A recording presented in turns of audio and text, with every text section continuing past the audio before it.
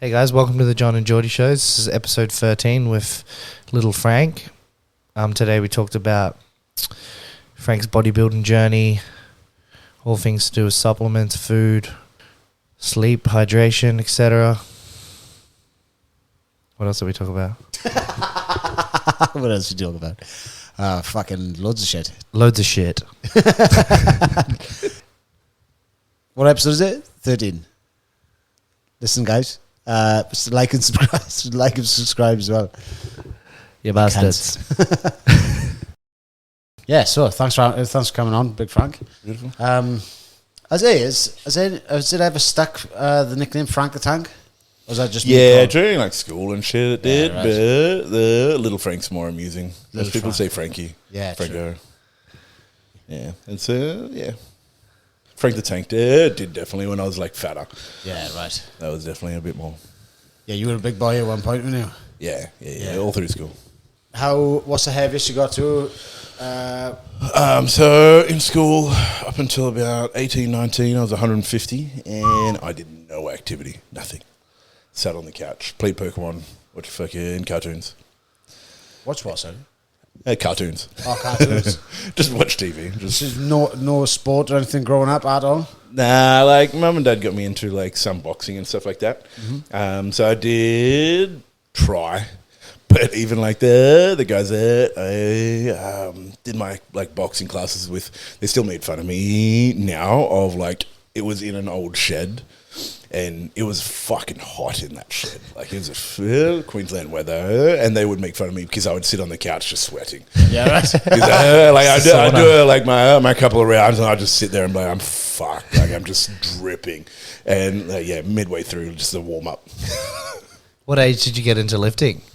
When I actually got into properly training, like I always like dabbled, and just like a lot of my friends were active, but I gave zero fucks about it. But at like 21, 22, the general story is that at 21, 22, I had a partner at the time who cheated on me a bunch. I moved to Melbourne with her, and then she fucked me over a fair bit. Then I moved back to the coast with a couple of guys that were those active guys that enjoyed training, going to the beach, surfing, bits and pieces, and then I just started lifting and joining them for training sessions. And I wasn't like the athletic dude, but I was strong. I was real strong. And then I dropped a bunch of body weight. And No motivator like a heartbreak. Yeah, That'll pretty much. do it. Yeah, it's no like, oh my God, I can't wait to be fit. No, like at like 21, 22, I was starting to get pre-hypertension, some blood pressure issues. Like my varicose veins popped up because I was so fat and just lazy. And then, life just got that point where I was like, I have to do something. Otherwise, I'm not doing well. Were you like naturally strong lifting weights at the time? Yeah. So you've always been pretty... Yeah, so for always, just my parents owned a farm. So I was always doing like farm work and shit like that, and just carrying feed bags around and having to help dad in the yard and shit like that. So I was always relatively strong from just doing that shit. Yeah, got that farm strength. Yeah. So how long... so you said you 21, 22 starting to lift, yeah? Yeah. So those were 150, I remember. 150 when I got to the coast here. Oh, it would have been, 150 before. And then when I got back to the coast here, it took me about 12 months to get down to like 100 kilos. Oh, really? Yeah. I'd never been below 100 since like year 7. Holy shit. Yeah, so I was like... That's a big grade 7er. Yeah. 100 kilos, holy shit. I had a beard in year like fucking 9. No way. Yeah, so it worked out well because I could buy drinks and shit. So. Fuck, 50 kilos in a year. Yeah, right. So it was just literally, we had mountain bikes. I didn't have a car. We rode to the gym. I rode to Mount Coolum. Rode to the gym, trained, came back, went for a surf, swim, and lived off Centrelink.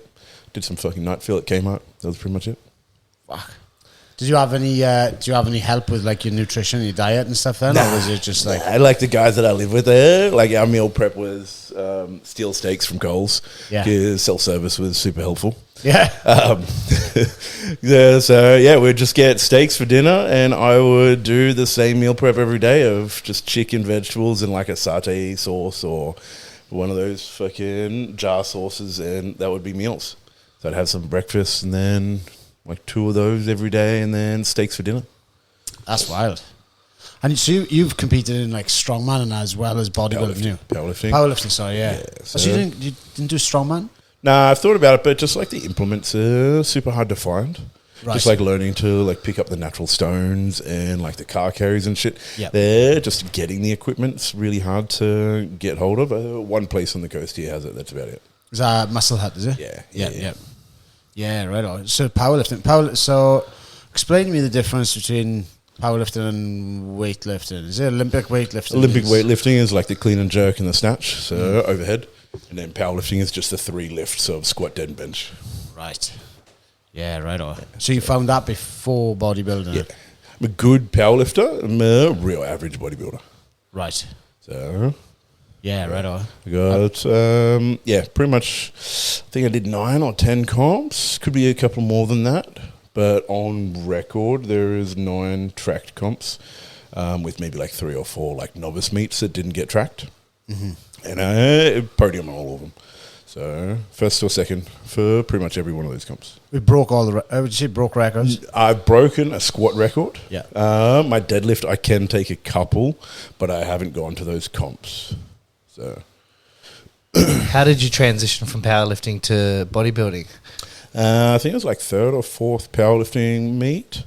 Was it like I came back from working overseas, and one of the guys had done a bodybuilding comp. And then he was planning on doing a second one. And I was like, fuck it, I'll jump in. I'll give it a try. Because I was like, all right, I'll push myself, see how hard I can diet. Because I carried a fair bit of muscle. Being 100 kilos and still had a 6-pack. So I was like, let's see. Just followed along with him. He had already done one before, so I just let him kind of like guide us through like what the process was. Got up on stage, did terrible, but like I got 6-pack. I looked fucking sick. I was happy. Yeah, true. That's such a contrast from being like 150 kilos going down to like bodybuilding, eh? Yeah. Very, very much so. So it was a big difference. And that was where being fit and healthy, like, I have arguments with people all the time, but like pretty privilege is a thing. Like 150 kilo me walks into a store, doesn't really talk too much, but me shredded, fuck yeah, everyone's going, hey man, how you doing? Yeah, want to be friends. Yeah. So yeah, you get treated very differently when you look like physically fit. Yeah. Do you think it could be like an intimidation thing too? Like someone's just that big, you're like, it's a scary human, or do you think it's... I fucking look scary. He looks more scary now than 150. Yeah. So yeah, just I noticed that the world treated me differently. So it was more advantageous for me. Where I'm like, all right, if I stay fit and healthy, like people generally want to interact with me more and talk to me more. And I get better socializing and stuff from that. Yeah. And obviously you're a personal trainer, so that goes hand in hand with that, right? Like if you're a big power lifter, no one's probably going to want to train with you unless they're into powerlifting, whereas everyone can kind of relate to... Yeah, someone sees me, even when I'm powerlifting, I don't get too fat. Because after a few comps, like muscle moves weight, weight doesn't move weight. So the more muscle mass I have and the less body fat I carry, the better my performance is going to be. I can get into positions, my mobility's better, all of those bits and pieces. So I still relatively fit when I do powerlifting. But yeah, when I see like other guys that are like proper powerlifter, like fat powerlifters, I'm like, we all know that you can be more like better performance if you didn't weigh as much. Like they're in the open class, but I'm like, you only carry enough muscle mass to maybe hit the 90 kilo class instead of being 120. With 40 kilos of body fat. I never thought about it like that, eh? Yeah. Like you guys, even fighting, like, it's advantageous for you guys to have no body fat. Like, I'm sure you know a couple of super, like, heavyweight guys where if they actually got into a weight class that fits their physique, they would perform way better. Like you're like, if you dropped that 20 kilos of body fat, and compete in the super heavyweight, you would be a great fighter. Yeah, well, John was a good example of that because he was he was fighting above his weight. Yeah, being light, like a fat light heavyweight. The difference from me being 100 kilos to around 94 kilos now training, night and day. Like just moves so much better, faster, tighter. Everything's better. And you don't need to fight that 100 kilo guy. Yes, that's also that's the 100 kilo guy that's peeled. Like he's jacked. Yeah, and you're like, fuck, I've got to. Like, he's got so much more muscle to be able to, like, throw me around with compared to me with some fucking body fat carrying. Oh, for sure. Yeah. It was one benefit, though. I reckon it'd take body shots a lot better when I got... Yeah, impact for sure. It does, yeah. Impact is way better for a little bit of body fat, like rugby players and stuff like that. If they carry that little bit of body tissue, then they can take that impact better. Yeah. I think a fight dietitian I think it was a fight dietitian, but he's talking about the sweet spot of like body fat percentage would be from like 9 to 12, I think, for like a professional athlete. I think he's talking about fighters specifically, like, you know. Yeah. Is that outside of camp as well? Or? Not sure. Because I think there's actually like statistics that say like having a higher body fat percentage is actually better for longevity. Not like obviously too high, but like being too shredded year round is probably bad for your health. Yeah, law of a diminishing return. Like you can have a certain amount of body fat, which is great, but the same as like if you get too shredded, it's bad for you. But if you get too fat, it's going to be bad for you. So I think powerlifting would be about that 10 to 15%. Would be super advantageous, just joint health and ligament and stuff like that. Is when they real, because you get some that are real fat in it. That's when it's a disadvantage. Yeah, but they're sitting there sweating just in between sets. Like those guys are they're fun, like they're super fun. And usually their squat's fucking gigantic because they've got their belly that they press against when they squat. But I like have some pushback. Yeah. So like the analogy of the bigger the pot, the bigger the squat. Like the bigger the belly, like because they get that compression against their hip joint to be able to squat better. But then they can't even get into a hinge to pull a deadlift. No shit. Do the suits make a difference as well? Yeah, so that would be equipped lifting. Australia doesn't really do it. Like, I think I've seen 3 maybe 4 in my entire career of powerlifting of equipped suit wearing guys at an actual comp. Where America, there's a significant amount. Yeah, right. Where in Australia, just raw lifting. Where you wear knee sleeves and a belt, and that's pretty much you. Yeah, right. So do you know what you're saying with the powerlifting? Obviously, there's weight categories there. Yeah. Yeah. Would that involve like weight cutting in terms of like watt loading for the comp and all? Yeah. So there's pretty big weight cuts then. Yeah, I've done that a few times. So I did some terrible ones, but the more educated I got, the better I got at it. Where I did one which was, I think I was like 10 to 12 kilos 2 weeks out above my weight cap. Right. That was fucked. Like, that was fucking trash. Like, I didn't hit any of the numbers that I expected to hit. And that's when I moved from the 110 class to the 125 after that exact meet. Because in my head, I was like, yeah, I want to stay in this weight class. I want to stay in this weight class. So I cut, 11, 12 kilos of weight. From just like water loading, so salt, fiber, just like similar to you guys, but a 5% weight drop keeps your performance. Anything above that is going to impact performance. And it had a fucking shit time because I should have won quite comfortably, but I got 3rd in that comp, and I was like, fuck, I was so off it. Is it a day of weigh-in as well? Like you weigh 24 hours. Yeah, okay. So I get 24 hours for the comp that I was at. Yeah. Some of them do 2-hour weigh-ins now, and like it's better for your health for a 2-hour weigh-in. You think it's better for your health? Why is that? Well, because you're not going to do a dramatic cut because you're going to enter it and be like, I can either compete at a slightly heavier weight and do well, or I can try to deplete chances of tearing fucking everything in my body. Because I've got to rehydrate with 2 hours. Yeah, true. I didn't think that. That'd be quite dangerous for your ligaments and everything, your tendons. Dehydration is the easiest way to tear everything. Yeah, right. That's mad. So, the 2-hour way is slightly better health-wise. The 24-hour, I know guys that jump on a drip and just fucking like everything under the sun to just put them back into that healthy weight range. Yeah, right. And with powerlifting, is that something that's tested then as well? You have both. So you have non-tested and tested. It's weird because like I was watching a video the other day and I was talking about longevity of like bodybuilders versus powerlifters, and they were talking about how you always hear of bodybuilders dying like, you know, young ages and stuff like that, but then you don't really hear as many of the powerlifters. Why do you reckon that is? Definitely publicity. Publicity is definitely one of the main ones where like fat dude dies.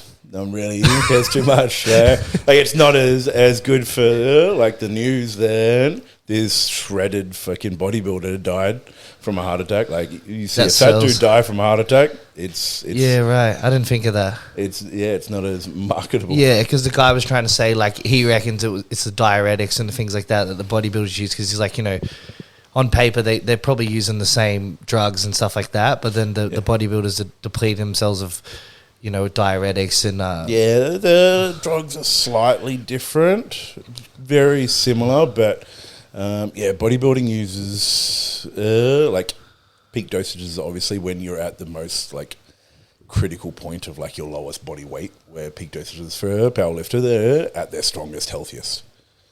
So that's kind of like the tear off where those things would be different, because for a powerlifter, he wants to be his healthiest fucking self entering a comp. Bodybuilder, not really the healthiest person to be at peak dosages with everything. yeah, that makes sense. Yeah, right. Did you know like as soon as you started lifting you wanted to compete, or was it just something that progressed like I naturally? just enjoy the process. Same as powerlifting. I just really enjoy training. I like getting there and lifting heavy. It's taken a long time to enjoy the process of the diet and cardio aspect and find a way of just like enjoying that and filling my days with that. But I love training, so going in and just lifting something stupidly fucking heavy is fun. So that like Saturday mornings, get up and go and do some heavy deadlifts is like a fun time, hang out with my friends, see people, lift something stupid, and enjoy that process. Yeah. What stage do you reckon after through like your fat loss journey did you get hooked in it where it wasn't like an effort to get to the gym? Because I see so many people that are like they want to get fit and healthy, but it's almost like the gym's like a punishment to them, you know. I think I think I think it was just doing MMA. I enjoyed lifting weights as well, but yeah, it becomes a thing where it feels weird not doing it. But like, was it hard for a long time being such a big guy? Yeah, that's an interesting question, because I don't really know when that kind of changed, because some of the ways I explain to other people is, not sure what your folks were like, but like my dad, when he finished work, would go to the pub, catch up with his friends, have a drink. That's his social life. That's like his second enjoyable thing for the day, just like to tick that like social box, and then he heads home to the family. Where for most people that go to the gym, that's kind of the aspect of like, I go to the gym, I get to catch up with some of my friends, get to hang out with some, I have a chat, I get to talk to everyone, and then I head home. I forget where I read it, but like you have like 3 homes per se. Like work is one, home is the other, and then you've got to have that third one that kind of ticks that like dopamine box of some description, and that's where I got mine. Yeah, like a community. Yeah, people with the same goals and stuff like that. Yeah, people that are like-minded, people that enjoy similar things, you can hold good conversations with. Like you guys, when you go to any like fight gym or anything like that, like you guys would instantly click with most of them. Get to have a chat with most of them, and you get to interact in a fun, social way. Yeah. It's funny because I think that people get stereotyped, like fighters or bodybuilders or whatever, and everyone thinks they're going to be like, like meatheads or dicks, but you actually find it's quite the opposite. Yeah. Like they're usually the nicest people you ever meet, you know what I mean? Like the better they are at fighting or jiu-jitsu or bodybuilding, whatever, usually the nicer they are, and it's more like, I don't know, if that's got something to do with, breaking down your ego, like just years of training, you know what I mean? Yeah, for sure. They're usually the dickhead bodybuilders that just people that are new. Yeah. Like the new like stringer wearing douchebag guys. Like when they come into the gym, I'm like, I know you guys are new. Like, yeah, you can see just from the slight amount of ego where you're like, How they carry themselves. yeah, you're like, that's the person that draws that shitty attitude. Yeah. Like, yes, I'm sure in fighting it's the same thing. Like, it's someone that's just learnt enough to know how to handle themselves in that environment, and you're like, oh, you're a bit of a fuckhead, aren't you? Yeah. Yeah, that is true, actually. Yeah, like a lion doesn't have to tell you it's a lion. Like, Yeah. you know, you don't see Johnny going around telling everyone how good he is at fighting. Yeah. You know what I mean? It's probably You the see last his thing he wants to ears and you're talk like, about. oh. I'll back up. Like it speaks themselves, but then you get those guys that think they're pretty good, and it's like, oh, you're probably not. You know what I mean? There's a bit of insecurity there or something that you have to go around, you know, peacocking. Yeah, exactly. I suppose there is like a new blue belt or something, or like a 2-stripe blue belt is a perfect example of that. Someone that thinks they know everything and they too much Stand over all the white belts and fucking just be that douchebag, and you're like, I've never met anyone who's actually good at jiu-jitsu who actually thinks they're good at jiu-jitsu.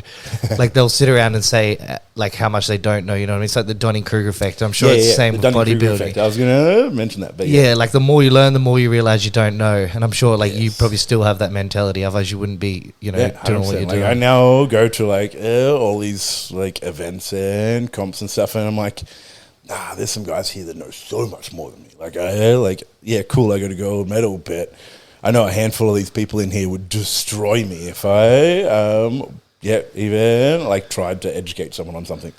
Like have a conversation with them, like some of the coaches, I'm like, I still highly regard them, even though they don't look like much. They're well past their prime, but I'm like, I know you know so much more than me. And back when you were a competitor, like you were an epic competitor, but now they're just like teaching other people, just doing their normal thing. Yeah, they've already made the mistakes. Yeah. So you guys don't have to. But then there's other guys that, like, you'll be at these comps and you can hear them, like, parroting stuff.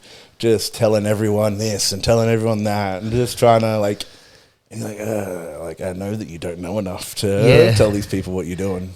I get that in the sauna a lot. Like, if I go to the sauna at the gym where I train and there's, like, all these people just reciting stuff that like Andrew Huberman said or like Joe Rogan. I'm like, I've heard this before, but you're just butchering it. You know what I mean? Like the information gets so watered down, it's not even the same thing anymore. Exactly. And I'm like, man, I wouldn't be taking advice off them anyway. You know what I mean? Like just by looking at them.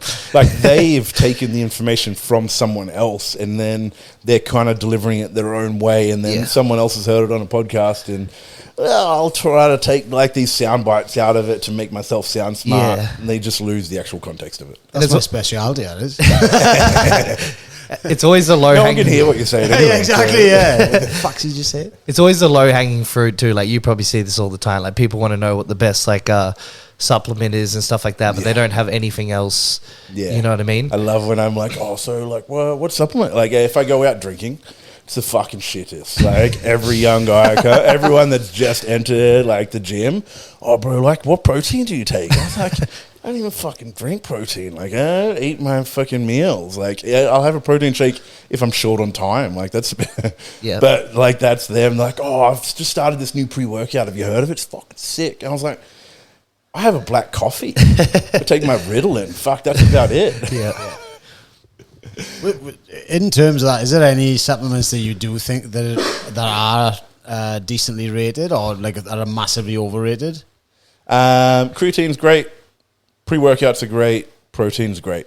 Those ones, there's a bunch of other just like micronutrient ones that I really, really like, and I'll lean onto like CoQ10 and Tudka and just like general health subs. Yeah. But when it comes to like gym bro ones like testosterone boosters, fat burners, I'm like BCAAs and all that stuff, is it? Again, it has a time and place, but it's not going to be advantageous for anyone really.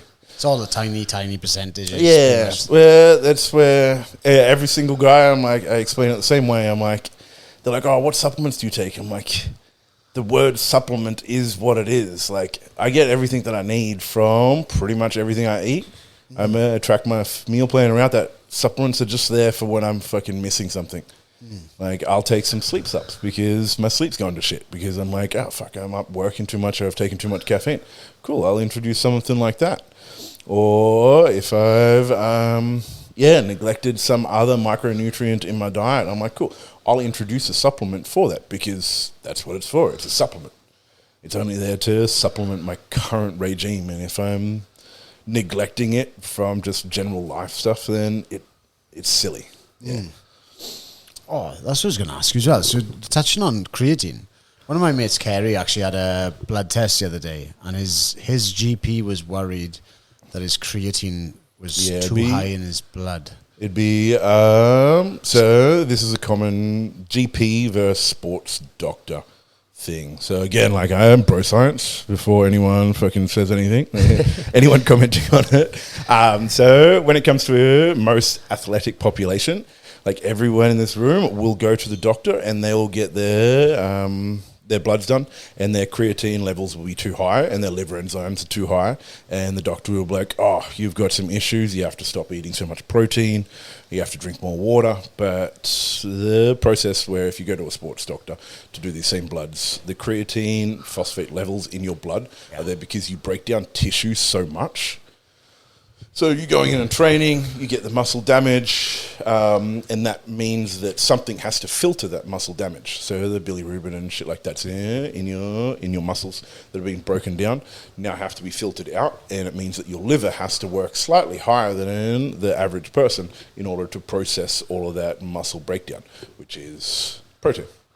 And obviously our protein intake is slightly higher because we're wanting to get that recovery aspect. So it'll be elevated pretty much across the board for everyone.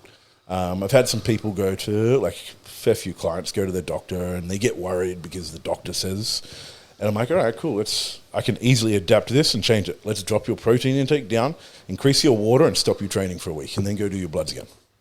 They do that, blood's perfectly fine, completely no issues. But I'm like, well, all it is that you're just processing stuff, and that's why it's elevated.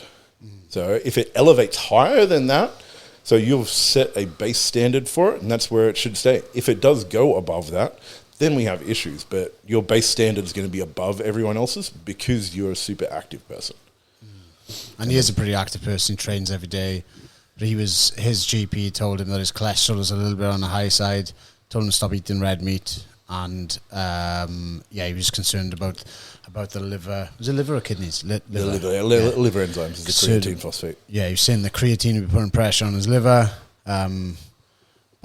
GP can. The cholesterol is definitely an issue, but the creatine, as long as it doesn't go above what the standard is for it, if it just stays where it is, it's sweet. It'll be elevated. When you say the cholesterol is an issue, does it matter to the ratio as well? Because I get such mixed reviews on cholesterol health, and say mixed reviews, like just having a conversation. Everyone's got a different idea of what is bad and what is good, Good cholesterol obviously want to be higher. The ratio is the issue. But big picture is, if there's anything from the cholesterol standpoint, then you would rather it be in healthy ranges, which is just like stopping that plaque build-up in your body. But the ratios are more indicative of, like, health. Right. But if it is, the bad cholesterol is higher, it's still always going to be an issue. It's just like, which one is more of an issue? And when people tend to jump to, like, red meat first thing when it comes to cholesterol, would that be the first protocol for you? First protocol would be, like, let's look at, like, how active that person is. Right. Let's look at what their cardiovascular training's like, and then I'd look at their nutrition from a standpoint of, like, how much fat they're putting in. Red meat's an easy one, like a low-hanging fruit, where red meat carries a fair bit of fat. Cool, I can just remove that, and that removes a bunch of fat from your diet. Right. But if you looked at his diet and it's like he's eating a heap of nuts and he's got avocado and he fucking cooks with oil and everything, then you're like, maybe there's some other issues. So would alcohol have an effect on that? Yeah, because again, like, the liver would be impacted and the kidneys impacted for just, like, processing issues, and just health issues. So I know when my kidneys were playing up, my cholesterol was like 24, and they said, like, it's the highest I've ever seen. And then obviously when the problem resolved itself, now it's gone back down to like 4. Yeah. You know what I mean? It was pretty funny though. 20 something? 24, yeah. Fucking hell. Yeah, the chick who did my blood was like, that's the highest Because I actually know the girl who took my blood. She's like, that's the highest levels I've ever seen. Yeah, she's like, here's some old people who got some worse. Yeah, and they have me on like statins and everything to bring it down. But obviously, when the health issue resolved itself, like everything just normalized. But I don't think diet was the contributor there. Yeah. Most of the time, again, low hanging fruit with recommendations from GP. They're like, diet. Like, let's remove red meat. Let's do this. Like, training wise, remove the creatine. Like, maybe a GP will talk about diet. Maybe they'll just be like, "Oh, take this." Yeah. Like, if GP, they're a good doctor, they might talk about diet. Sometimes that's good, and they give you the prescription because I'll go in there and be like, "Oh, this is elevated. Give me the prescription." Is there like was it a citrus bergamot is meant to be a good one for cholesterol? Yeah, I do. Fuck yeah. That's where, like, coming down to the nuances of things, like, I don't know the exact of most things. I just know a handful that I would go straight to. When it comes to, like, anyone that sends me a bloods or anything like that, I will do my research to find out what's best or what recommendations. But outside of that, most of the time, I'm just like, it's outside of my scope of practice. Yeah. I refer to someone that's more educated than me. Do you have someone taking care of your diet with things like that, with your bloods and everything? Yeah, so the guy that coaches me, he's over in England. He's a biomedical scientist. He did his master's. I think he started his PhD. But anyway, super educated dude in that. So that's why I started coaching with him, is that his knowledge on those things was far superior than mine. So, and this is a guy that does your training, your diet, everything. Yeah. So he does training and nutrition, and like just he does the full scope of coaching for me. So everything. Yeah. Have you seen a big difference since working with him? The education level is fucking fantastic. Like, amazing. So that's why I did like to go with him. I've had other coaches before. I don't think I was educated enough to really take full advantage of them. The one prior to it, I gave him like pretty much a broken physique of like after my knee surgery. I was like, coach me. I've just fucking 6 months post-op. Like, can you put me in a bodybuilding show in the next 18 months? He's like, fuck her. Like, he did what he could. Because all I did was just like, I'm going to push myself as far as I could, because the doctors were like, you won't be able to compete again. So I was like, fuck that. I'll find someone that helped me like push towards that. And we did really well. We got second in that comp. But the guy that I just started with, I rebuilt after that prep. As much food as I could, get a nice healthy physique, lots of food, lots of training. And then I was like, all right, here's my body at this set point. What can you do with it? And really took big strides with that. Tell us about your knee. The knee, yeah. So patella rupture. So full patella rupture from slipping on a set of stairs. Oh, was it the stairs? I thought it was the pause in. I thought it was the pause. No, I dislocated my knee like 4 or 5. It would have been about 3-4 times. 2 of them were BJJ classes, so they definitely fucked me. And like I tried fighting. I was like, you know what? That'd be fun. Like, fuck yeah, I'm strong. I could fight. This would be sick. And no, I can't. I can't fight for shit. You said you were pulling your leg out of a position. Yeah, so both of the times. I think I maybe dislocated it at some point prior where it created some joint ligament like issues, just like laxity there. But I never did anything that was athletic to compromise it.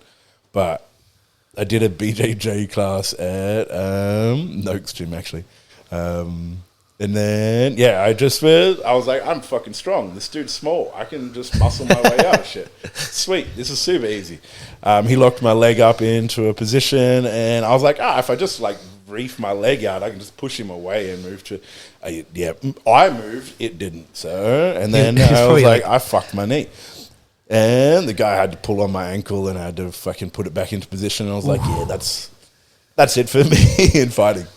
And then maybe like 2-ish years later, during COVID, went and did something. I was trying to stay somewhat fit, so I went and joined one of the guys that was still doing it. And same thing. I was like, sweet. I tried to brace off my leg, just try to push an arch into it, and just the knee just didn't handle it. That's the posing video, yeah. No, then that was like 3 months later where I started doing a bodybuilding prep. Yeah. And in the posing room at the gym. I'm used to posing on like a hard floor or like carpet or something like that. And the gym's got the rubber matting, and I was wearing my shoes. And I tried to just rotate with weight on my leg. And just as I rotated into one of the other poses, like the kneecap just popped. Did I send you that video? I think you might have, yeah. Pretty rough. And then like standing there, I was like fucking just in agony and just trying to pull this fucking kneecap back into position. Did that. Popped it in, and I was like, cool, I'm done. Like, fucking, I still finished that prep. Like, I finished the bodybuilding prep, but COVID stopped it about 6 weeks out from the show. So that would have been your first one, is that correct? Oh, that would have been maybe like my fourth bodybuilding comp. Ah, right. Yeah, right on. Because I did a few before that. Right. So over the past 8 years, I've competed bodybuilding, powerlifting. Right.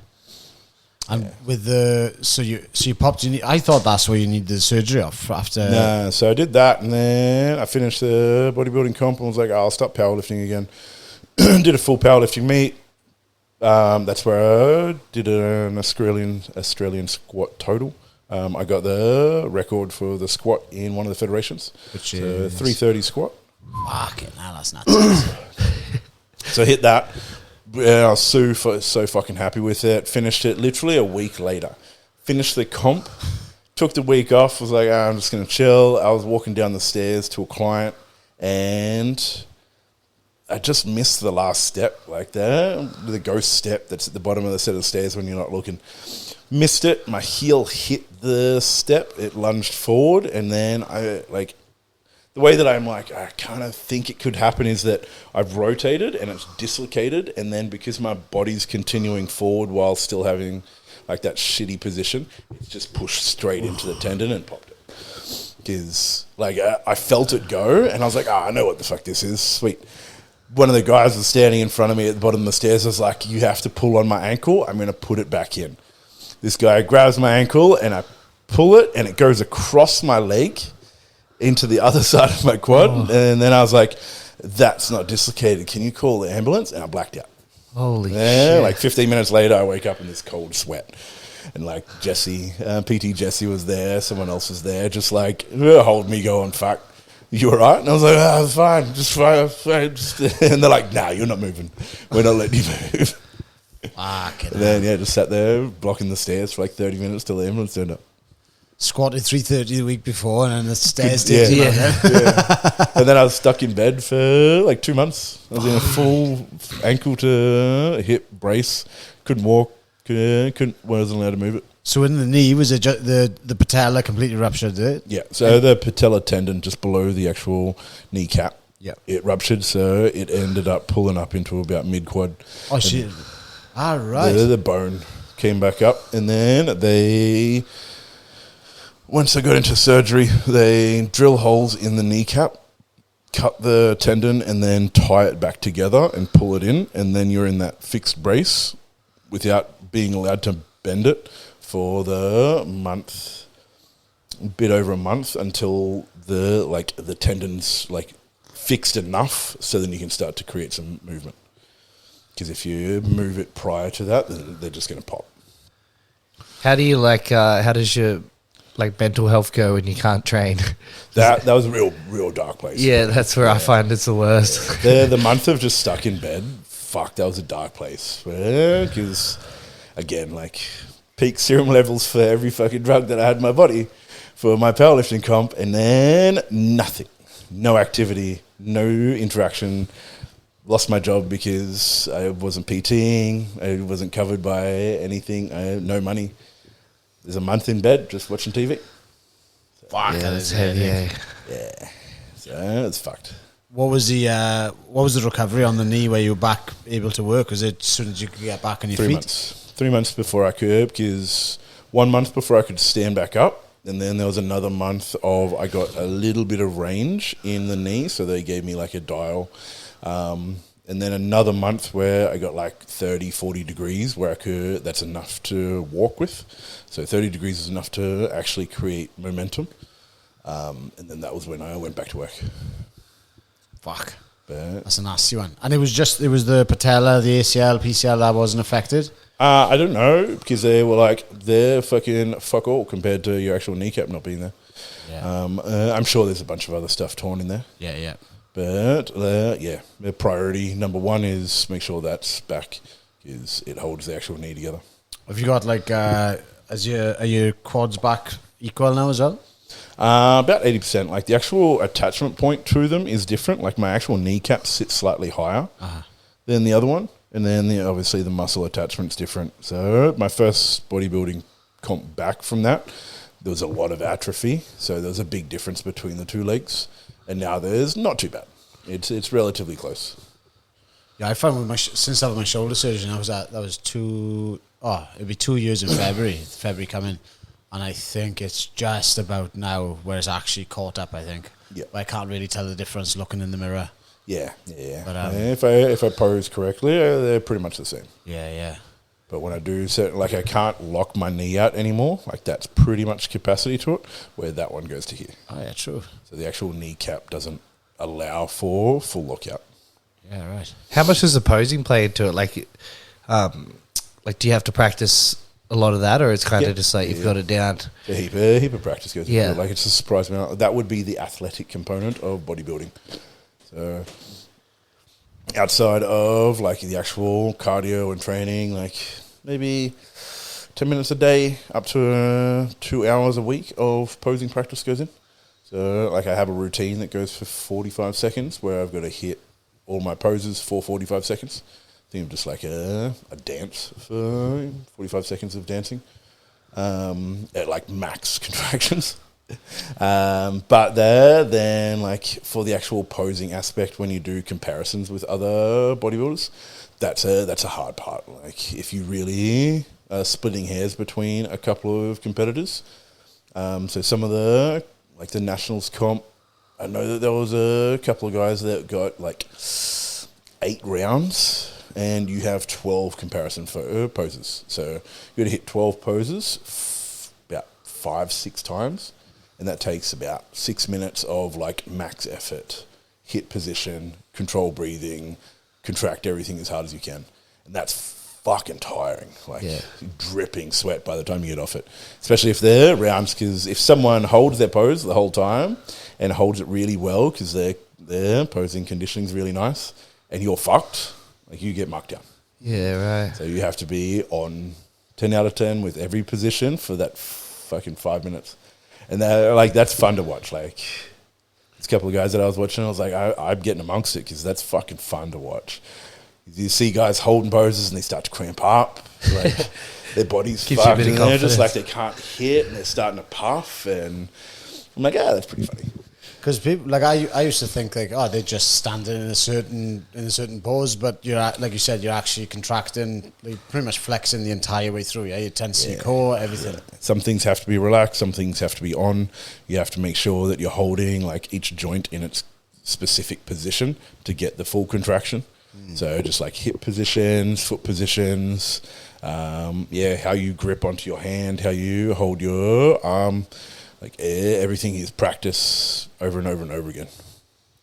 Did you have anyone like you look up to when you were starting out, like Arnie or like someone like that who was kind of like what do you call, you took inspiration from or anything like that? Yeah, Arnie's definitely always everyone's inspiration. Yeah, mixture of numerous. Like each phase had someone else that I would like kind of look up to in a way, but it's hard because wouldn't really look up to them per se because I don't know what type of person they are. But you look at their physique and be like, that's fucking sick. Like you look fucking great. Like, but at the end of the day, I'm like, I'm not going to look like that. So I can't really look up to that person. Like, I'm not sure if it's the same in fighting where you can see lots of, like, you can take parts from everyone, but there's no individual person that you're like, that's who I want to be. Yeah. You just take the bitch you like. You're like, I like that. Like, that's fucking sick. That specific pose, they look epic, and I want to try to recreate that. Or that person does that really well. Or that person does that really well. And I like 5, 6, fucking 10 different guys in regards to those things. Yeah. Yeah, I can relate to that. It's like more of little bits of everyone rather than one specific person. But, I suppose you just want to be Gordon Ryan, you don't know. Well, not Gordon Ryan's current state. Gordon No, Ryan like 6 years ago or Get some something. fucking stomach issues. He looked alright. Yeah. What would you say? Because I guess most of our listeners are probably MMA guys, jiu-jitsu guys. I actually don't know. Maybe, but like, what would be the ideal routine? You know, if you had to make a routine for, say, an MMA guy or a grappler or something like that. What I'm going to do with John.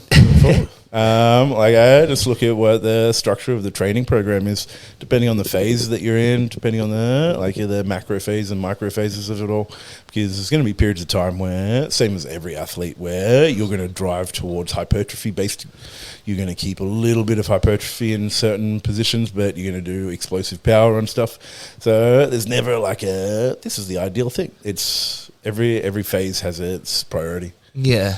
I guess like with strength conditioning, it's so easy to get like overwhelmed, like because you see on Instagram or whatever, I don't know, like maybe this is just my algorithm, but it'll be like, you know, some guy being like, or like a Mike Mensa type person who's saying like, this is the way to train, you know what I mean? Oh, yeah. And then like something else that completely contradicts it, and it's just all this information. I still do like get overwhelmed with it all. I'm like, man, what's right and what's not right, you know what I mean? Like, yeah, I've tried pretty much most of them.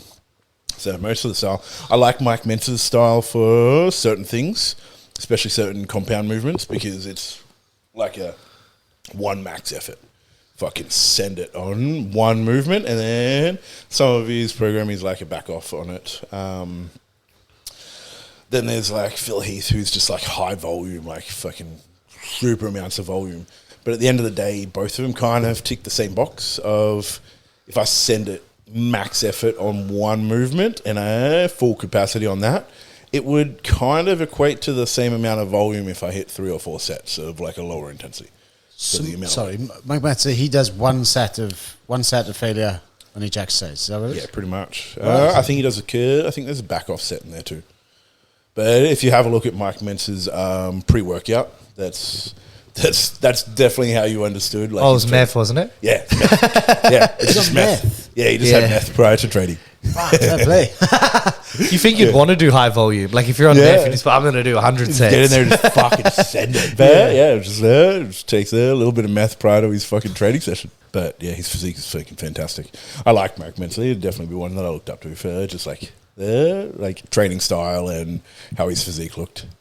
So when you're saying he's got, so he does one, what kind of reps are you be looking at? Is he heavy? Just send it on something heavy. Just picks the heaviest weight possible and just goes to town on it until like he can't get another fucking rep out. Like bleed from the ears, face screams. Fuck, that's mad. Yeah, Is he Dorian around now? Yates does it. Like was one of like this same style. Yeah. Very similar style was where like Mike Mensa like coined it. Then Dorian would do a similar thing where they just fucking max whatever it is out for just disgusting intensity. But no one's really going to, like, anyone coming into the gym's never going to be able to match that. Like, the skill acquisition of the movement, like their ability to do that movement to that level of intensity, like other shit starts to incorporate and they're going to lose technique and lose pattern and they're never going to be able to apply that training principle to it. Can you give us an example of what you mean by that? In fighting, me trying to do the hardest possible kick that I can every time, I'm maybe going to get 1 in fucking 30 that is good. Right. You guys, max effort kick, perfect. You could hit it most probably 9 out of those 10 times. Right, I understand. But if I did a set of like kicks, I'm going to get maybe like 2 good ones out of fucking 30. You would get maybe 30 out of those 30. So your skill acquisition of that movement, you could 100% on that kick every fucking time. Just like repeat. But I do it, I'm going to be gassed by the 30, but every fucking kick looks different. Right. And the same thing if you go to a leg press or a bench press or a squat. I would be able to hit 10 reps pretty much identical, almost perfectly identical to like a 1% different every time. You guys would maybe get 10 and 4 of them most probably good. Yeah, it makes sense. So then you're not actually targeting the muscle you're trying to target. Yeah, and your max effort is just going to come down to your skill. Like, you can't hold position. So your back starts to round or your fucking knees start to cave, your foot loses position, and you can't hit like a true 100%. Right. because the skill of that movement just isn't there. Johnny's lifting techniques are not the best. Fuck shit. Fucking shit. I wouldn't know anyway. Yeah. If I'm watching someone, I'm like, I don't know if they know what they're talking about or they don't. White belt. It's just like go in and hit your 1RM deadlift. Yeah. Like, yeah, I'd be able to hit my 1RM deadlift perfectly. I'm sure I could hit it on repeat pretty much every week. You go in and do your 1RM deadlift. Each week might be heavier, might be less, might be more, because the position that you do it in slightly changes every time. So you're technically not hitting your 1RM because it could be heavier one week, it could be less the next, because you tried to hit that max effort in a slight different position. Is that why it'd be a lot safer for you reaching your 1 rep max than what it would for me? Yeah, me visiting that space, I know that I'm going to be safer doing it than you guys, because, again, you'll slightly be out of position on one, and that's where you'll hurt yourself. Yeah. So. What kind of, when you're saying what kind of numbers, what's the best numbers you've hit through your powerlifting? Squat 330. My bench press was 195. Super annoyed because I want 200, but I never got it. And deadlift 350. Have you done more than that in the gym? No, because I'll never do a max effort. Same as you guys will never truly fight in the gym. Yes. So right, yeah, I got you. There's pointless me fucking trying to actually fight someone in the gym, because I'm like, what's the point of doing that? Yeah, right. Because if I want to compete and I want to hit repeat efforts, like, I'll save it for the time and place that I need to do it. So how much of an effort are you putting into like max lifts through training? Work between 75 to 92% all the time. 92. Yeah.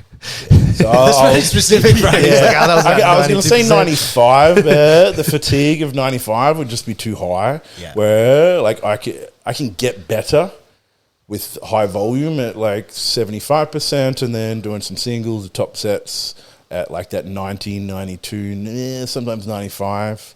But like me hitting a 350 deadlift in the gym, just fucking pissing contest. 350 deadlift. That's best 380 you said. 350. 350. Sorry, 350. Yeah. So my best would be my rep max, which is previously for leading into bodybuilding was 300 for 8, and I want to get it for 10. But that's just me again. OCD. Dick swinging contest with that one. You RDL like 300 as well, do you? Yeah. So RDL Fucking 300. insane, like. I see got videos you're doing RDLs. 4 or 5 at 300. Doing RDLs for fucking 300 kilos, like. I'm struggling with I'm not struggling, but like fucking, I'd say fucking 80 kilos feels heavy for me doing RDL. Crazy. Fucking gay hamstrings, I say, soft hamstrings. Well, that's because of the knee issue. That's all I could do for the past like 2.5 years. Yeah, me too. Me too, my knees, that's what it is. Yeah, when I came back from my knee injury, I couldn't really bend my knees, so I just hit deadlifts.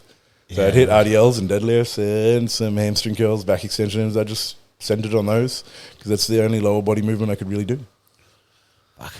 But you still push, like, I don't know how much you're actually pushing it for your thing, but like, you're still lifting some fucking heavy weight, like, for bodybuilding as well, yeah?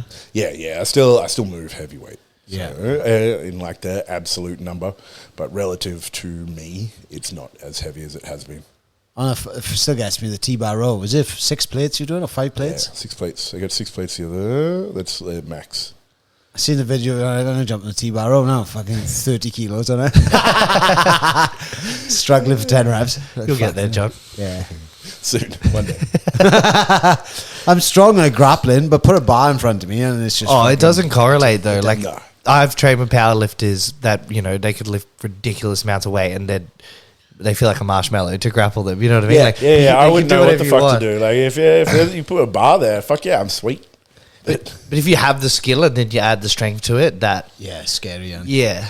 Because you can grapple guys that have never lifted weights in their life and they're just freakishly strong. You know what I mean? But I'm sure if you put a weight in front of them, they wouldn't even know what to do with it.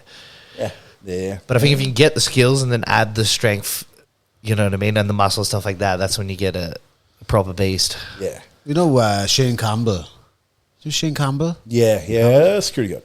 Yes. So he's been training us at Doyley's. Oh, fuck, he's a strong dude. Yeah. Is he lifting wise? Yeah, right. So, if he gets some skill behind him, fuck, he'll be a monster. He fucking moves well too. Like he's like, we were doing an MMA session the other night, and there was an odd number, so I had to jump in and grapple with him. But like, you can feel he's strong, but the same just doesn't know how to direct it in the right areas for grappling just yet, you know. But fucking moves like a cat, like. Yeah, he's like a 120 kilo cat, just fucking jumping around the room, like fucking too heavy to be moving like that. Yeah. Know? But yeah, so he's super strong, like lifting wise, well, yeah. Yeah, he's done a lot of strongman stuff too. Yeah. He's competed strongman, so he will be good at like just holding on to you and doing shit. Yeah, right. Then where I did do some BJJ stuff, like if you just, I could just hold you. Fuck yeah. We were on static. Yeah, cool, sweet. But that's as far as I know. Like, yeah. I can get to a position and you won't be able to move from the position. Yeah. That's about the extent of my skill. But it's like when someone's like on top, like if you've been grappling for a while, someone being on top, like a heavy guy being on top of you that's super strong, if they don't know where to apply their weight to the right times and everything, it doesn't feel strong. So, but it's just that knowledge, I suppose, isn't it? But yeah, like you see like Gordon Ryan grappling with fucking, what was the cunt he was grappling with? Not Tough though. Oh, the strong man, the guy from Israel. Not Israel, Iceland. I've seen Gunny had a match against the strongest man from Iceland because he's from the same country. Yeah, right. And I think like Gunny fucked him up, but like Gunny got like seriously injured, like from wrestling him. And it was like, what was it? It was his goal to armbar him or something. He's like, oh, like because he's really good at rear nakeds. He could just get to his back and choke the guy out. You know what I mean? He's not a big dude. He'd be like 80 kilos. And he's like, no, I want to armbar him. And I think there was a video that maybe took it off YouTube or something, but he ends up armbarring the mountain.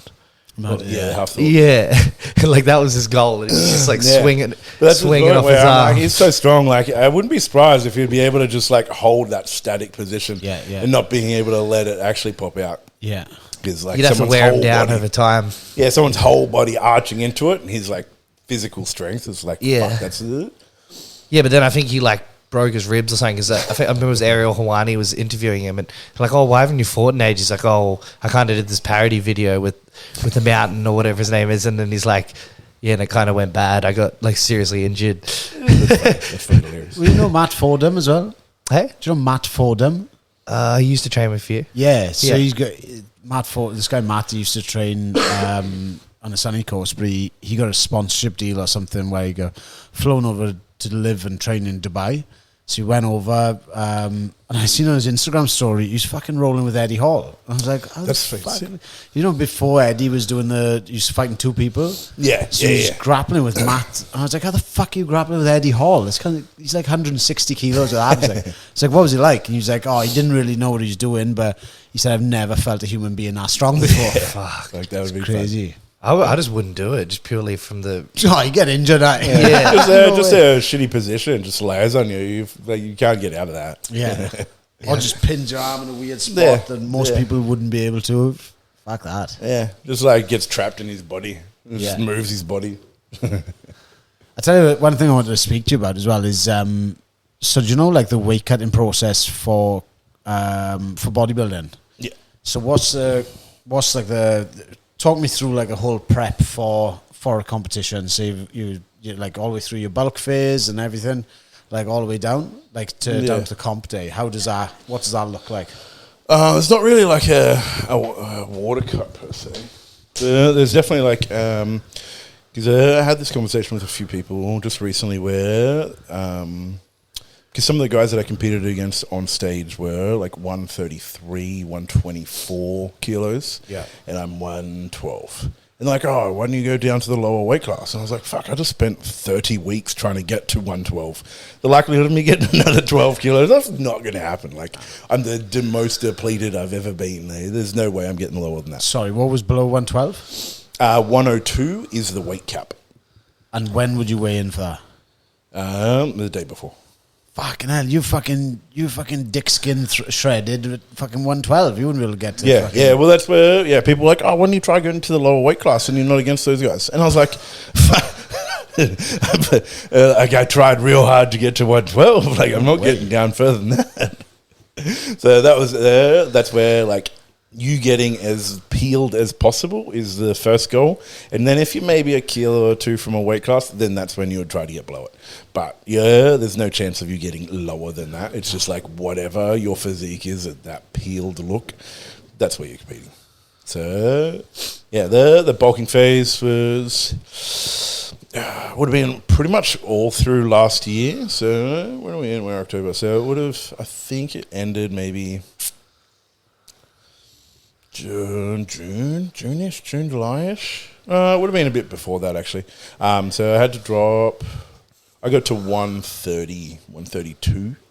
Does that scare you then, being a guy who used to be a fat guy? Because like whenever I I know you're intentionally putting weight on. Like I was speaking to you at the time. You're eating how many calories? 5,500. Yeah, and you're saying like it's almost as hard as cutting weight. In some respects. It fucking hurts. It hurts. And I talked to the guy there that prepped me, and I was like, I'm not going back that high, because like the sacrifice of my sleep becomes so shit. When you're saying the CPAP, wearing a CPAP, like I should have been wearing a CPAP. When I start wearing it, it's so uncomfortable. I take it off about a little bit after, like I go to sleep, and it's just so uncomfortable to wear. Look like fucking Darth Vader with this fucking mask going. Where I'll do everything in my power not to need it, and like I should have been wearing it for at least a month at the top capacity of it, because like I'm just so physically heavy. My chest is so heavy, my neck's so heavy that I just snore and I wake myself up, and I get maybe like 4 hours of sleep, of like broken sleep, and I feel shit when I wake up. And then I have to force feed myself and do that on repeat every fucking day, and it fucking sucks. Getting into the car sucks. Climbing the stairs at the gym fucking sucks. Like just physically living just feels shit. But means to a goal. I wanted to push it as far as I could, and like the numbers I was tracking with my training was fucking best I've ever been. Like I was able to press the 70s for dumbbells for 12, deadlifted 300 for 8. Like I was able to max out most of the equipment in the gym pretty comfortably, and that's where I'd hit them for high reps, like everything in the gym. But that's where at a certain point it's not comfortable, and I can't I just didn't like it, where it's just that is more compromising to my health than me prepping for a comp. That's crazy. But that's where I hit that capacity, and then we got to that time. Like I think there was a month where my weight just didn't move, but like my performance was going up, and I was like, so be it. We'll just coast with this for as long as we can, and then we start the prep. And then we go to a maintenance phase. So that'll be about 4 weeks where I drop my calories down to maintenance. I introduce a little bit of cardio. And I just let my body come to homeostasis. Like it just comes down. Like the weight comes down. I'm not force feeding. I'm not force training. I'm just bringing myself to a place where my body is comfortable and happy. And then I start the deficit from there. So then I'll start decreasing my food. I increase my cardio. I think I was like 10,000 steps for about 10 weeks for most of it. And my food dropped. Maintenance was about 4,500. And then I go to about 3,500 for most of it. And then, just small changes from that 10 weeks out. Where for me, the previous prep, my knee fucked me so much in order to get to condition, because it would blow up from just being agitated and aggravated from the output of like climbing stairs, doing the bike for my cardio, walking, just trying to find ways of doing cardio that didn't affect it too much. So I changed my prep to wearing a weight vest. So my body was so used to walking around at 130, so I just kind of was like, cool. I'm just going to continue to do all my cardio at 130 kilos. I drop 10 kilos, I put on a 10 kilo weight vest. And then my output would be the same, like from a metabolic capacity. Like I would be still burning the same amount of calories that 130 kilo me would be walking around at, but 120 kilo me is obviously doing it. And then I think I kind of just maxed out at like 10, 12 kilo weight vest. And it worked really well. It's like super well. And I was really surprised by it, but it was just something that I'd thought about the previous prep, where I was like, just being heavier and going for a walk burns fuckloads more calories than me slowly dropping weight, and then it being easier for me to go for my walks and all of those things. So I was like, all right, let's just make the shit that I'm currently doing harder. Yeah, I'd never thought of that before. I think it was you that told me about it. I'd seen it online. I'm pretty sure it was you, where you were saying, like, if you want to, like, making yourself heavier, you can actually eat the same amount of calories without cutting your calories down. Yeah, because my so metabolic adaptation is what I would refer to it, but NET, so your non-exercise active thermogenesis, I think is the analogy, but it's just like your daily output of calories is primarily burnt from just your fidgeting and your moving and just you being alive. Activity will burn maybe like fucking 10-20%, and that's about it. Where I'm like, you know what, if I'm really fucking heavy just doing normal shit, I burn way more calories. So let's fucking lean into that one, because it takes up at least 60 to 80% of the calorie output from like a dieting perspective. So chuck the weight vest on, walk on the little bar, chuck the weight vest on, walk on the treadmill. I just carried it in my car and just wore it whenever the fuck I had to do stuff. Looked stupid, but fuck, it worked really well. And like my weight just kept on dropping without needing to adapt my food or my cardio. And that was a really fun one. Do you reckon it'd be worth trying for me for a weight cut? Yeah, for sure. But the thing that I have mentioned to a few people is my body was used to walking around at 130. So with a 10 kilo weight vest on, my like 115 I was walking around at 125. My joints and tendons and ligaments were used to walking around with 130. Where some people are like, oh, I'll get a weight vest and I'll start wearing it. I'm like, your hips are going to be fucked. Your knees are going to be fucked, because you're now adding an extra 10 kilos to your current physique. Your body's not used to being like, let's say like you at 84. Your body's not used to walking around at 94. But when you start your weight cut, adding that, like everything that you've lost back on and doing all those things, would definitely see that positive. But it could affect recovery. Yeah, it'll definitely have. It could have some negative effects on just like joints and tendons and shit like that. I didn't see it because my body was so accustomed to it. But adding extra weight on a physique that's not used to being that heavy I would see like some issue with that. So that was because you've obviously got to adapt for what the fuck you're doing. Yeah. And I wasn't needing to adapt because my weight was already there. Yeah. So once you start cutting, you have, I thought it was, did you say 20 week cut? Yeah, I think it was a little bit longer, but yeah, it's 20 weeks. And you continually be in a deficit for 20 something weeks, yeah? Yeah, I think that was a long time, that is. It's like 6 months almost. Yeah. Yeah. 5 months. Yeah, 5 months. So that was, I think there was maybe like small periods of time where I'd have like a maintenance 2 days. I think on average there would have been maybe like 10 days in total across that. There was a maintenance day. So how many calories were you at in the cut? Dropped from 5.5 peak to 1,800 for the last 6 to 8 weeks. That's a big drop. Yeah. So you'd be ready to cut at the end of the bulk, and then the end of the cut you'd be ready to bulk again. I'm ready to put something. Like when I finished the comp just last week, I was just like, it wasn't really add more food in. I was like, I just don't want to fucking go for a walk. I don't want to go to the gym. I took pretty much all of last week off. I was like, cool, I just want to sleep. Yeah. Hang out with my dog at home and fucking do nothing. Have you got any plans like to compete again in the future, or are you just going to chill for a bit? I'm thinking about it. Like it wasn't too difficult for like my day-to-day life. So that's usually like my, do I want to compete again? Of how impactful was it with like my friends, my life, my business, my work? If it has a big impact, then I wouldn't have done it, but it didn't have that bad of an impact. Like maybe like 3-ish weeks, 4-ish weeks of like business kind of like slowed down. I didn't like re-lead. I didn't try to get more clients. I didn't do stuff in those ways. So, but business still sustained. and it didn't have that big of an impact. So that's why I was like, yeah, I must probably do another prep, or at least push towards getting close to it. Do you find was this the first time? Because you had 3 girls competing. Was it 3 or 4? I had 3 at one of the shows, and then I had 5 in total on the same weekend for the last one. What was that like? Obviously, going through as like is it the first time you'd have that many coaching around the same The shows? previous one, I had done one other person at the same show. No, the previous one I'd had 3 at a show the following day.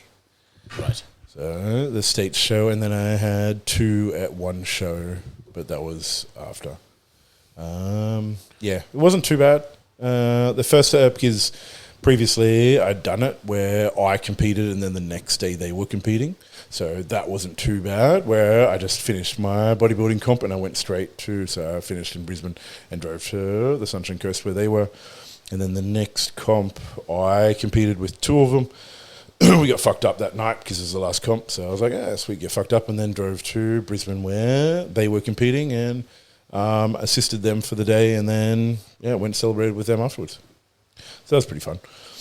That was all fun. Yeah, that's fun. Because Yeah. like everyone's comp kind of wrapped up at the same time. Yeah. So got to hang out and socialise with them all and celebrate. Feel good to have a blowout after being disciplined for For that long. That part's the fun part where I'm like, I get to, like, that's the part that I miss the most is just like hanging out with friends and doing something social. Go out for a few drinks and just fucking just relax and talk shit.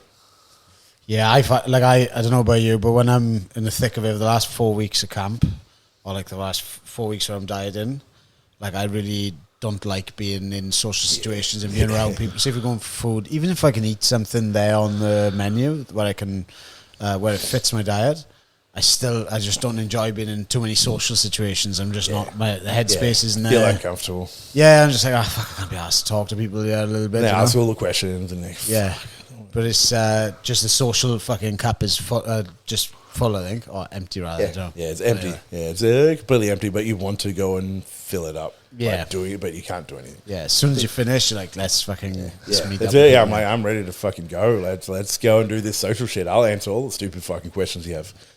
Yeah. All these young guys asking about protein. I'm like, fuck yeah. Yeah, sick. Just get some Use my discount yeah. code. I was like, So I buy me a make money off steak it. while I'm here. Fuck yeah, let's do the protein. We'll go get kebabs after. Do like the supplements and stuff change? Like when bodybuilders are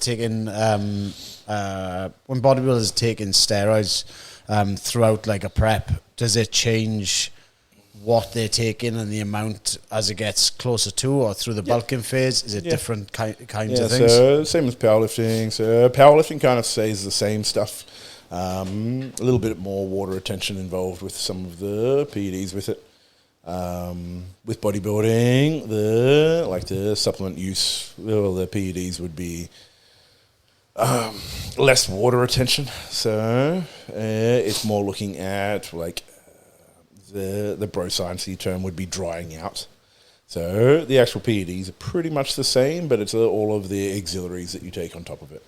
So like the oral supplements and stuff like that, like Anavar and Stanar and Clenbuterol and shit like that, where those ones are for fat liberation or you're utilizing it for a visual effect, where powerlifting, everything you're taking is for a performance component, where same as like fighting or fucking riding a bike or anything like that, the use of those products is for the performance capacity of it, where you might be using the same product, but what you're wanting from it is different.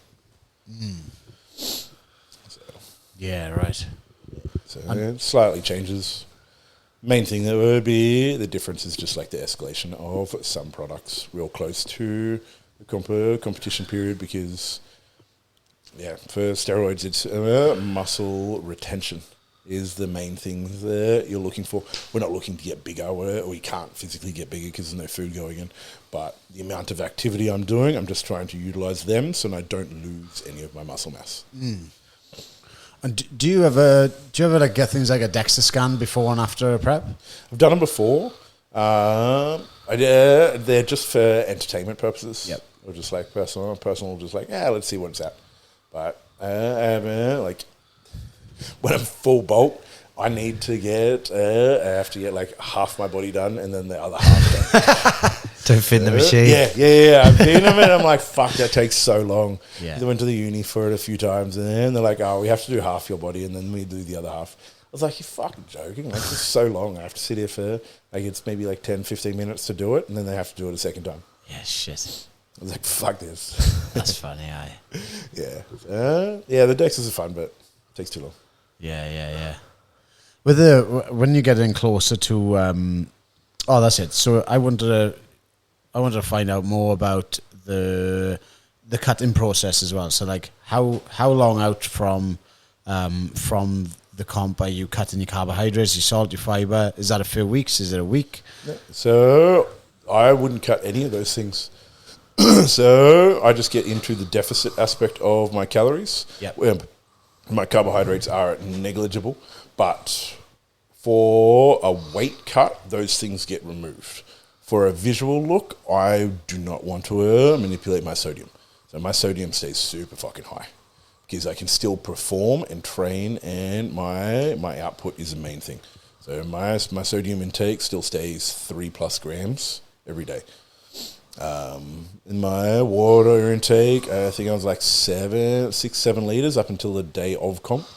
My carbohydrate intake would have been maybe like 150 because it was primarily my calories were at like 1800, but for like 6 weeks prior. Oh, 6 weeks. Yeah, 6 to 8 weeks I was there. Fucking hell, that's low. What is? I think I had like 112 kilos. I think it was like every 10-ish days. I got a maintenance day, which would be like 2.5. It's just a little top up just to bring me back to life. Because after 10 days of depletion, I'm like, fuck, like my brain, I can't function. Like I shouldn't be driving a car. Like, yeah, and then he's like, here's like a refeed day, just bring you back to life. Yeah, I can function, talk to people, cool, and then we started again. Shit. Like the last 4 weeks, it was like every Monday or Tuesday I had a high day, just so I could work.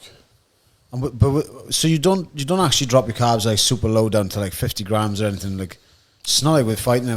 I go down to like fucking 25 to 40. I think for the last 4 or 5 days. I think. Yeah. So again, I'm in condition. Like my body fat should be like where it needs to be, maybe 2-3 weeks earlier. Yeah. So we're fighting. You guys are like waiting till like the end of the prep to really now let's pay attention to our weight. Pretty much, yeah. Where the main goal at the start is like my entire prep is how low can I get? Yeah. Like you guys are like how well can I fight? Yes. And then we'll concentrate on our weight. Yeah. Where I'm just like I've got to get as peeled as I can for 20 weeks. So so you don't have a carb load then, like a couple of days before the comp or a day before? I did, so yeah, the day before, I think I did 2 days prior. So my whole week was structured slightly differently. So I did some fat loading to start with. So I increased my fat slightly, so then it would create a better insulin sensitivity to it. So I was able to put some more food in, get my body functioning a little bit better by putting some fats in at the start. Everybody's different with how they do it. So the guy that prepped me for this, he just wanted to push the fats a little bit higher, get some mental focus, and get the body functioning a little bit better. And then drop the fats out and put the carbs up. So that way I would then get that insulin response. My muscle tissue would fill out. I would get nice and full from a visual component. And then the day before we would drop the calories back down for a GI. So my stomach wasn't holding so much food. And that way I could control my midsection, and then I get on stage. I put a bit of carbs on it in the day of comp as well. Yeah, right. I suppose it wouldn't really make sense from an aesthetic point of view to cut weight similar to a fighter where you end up looking drawn out and fucking. Yeah. I'm drawn out 2 weeks early. I'm where you guys are for your weigh-in 2 weeks prior. Where I'm fucked. I look skeletal. My face is sunken. Everyone's like, yeah, you look terrible. I was like, yeah, well, I look like a crackhead. Fuck yeah. You sick? Yeah, and then the actual week of the peak week is where the body gets rest. I only do minimal training, minimal cardio, slowly introduce carbs till my body's full of carbohydrates. but not at a point that I put too much in. If I put too much in, then I get that softer look. Same as like if you drunk a whole litre of milk, like you're like, yeah, I'm bloated and I feel fucking shit. So just gotta find that teeter point. So you wouldn't be lifting the week off then?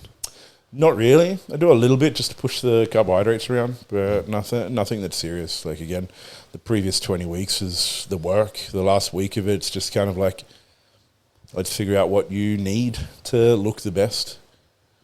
Yeah, that's mad. Fucking hell. Before we finish up, I wouldn't mind asking as well, what do you see what's the biggest mistakes that people make when they start in training? You know, people that want to get fit and want to get into training. Yeah. What's the biggest mistakes you see through the gym? It's the same analogy of just like, you would have heard it many times. People underappreciate what they can do in like 8 to 12 months, but overappreciate what they can do in 8 to 12 weeks. Like they're like, oh fuck yeah, this 8 to 12 week challenge, fuck yeah, I'm gonna do all these fucking things. But if they looked at the 8 to 12 months, they'd see some fucking cool results. So look at that year progression rather than oh cool, I'm gonna get into the gym and start lifting and train and I'm gonna get this crazy result in 8 weeks. Where it's a war of attrition. Where if you just keep 80%, like if you maintain 80% intensity, eat, sleep, get your 8 hours, drink 4 liters of water for 12 months, fuck, you'll look wildly different than what you did from, they're not even a same person. And that's the biggest issue that I see with most people is that they're so quick to want that first change of like, oh, I'm going to get this crazy result. Like, fuck, put a year in and you'll get a crazy result. Put 12 weeks in, like the first 4 weeks is just fucking, you fuck around. Like, you know, you're not getting much. That's my main takeaway for anyone who's just, cool. Like, cool, next year. This time next year, I'm going to fucking look sick. Consistency. Yeah. Like all things. Yeah. Don't even need to put in that 100%. Like, everyone's just like, oh, fucking 100% for 8 weeks. I'm going to send it every day. I'm like, not sustainable, eh? It's that. Like, burn out.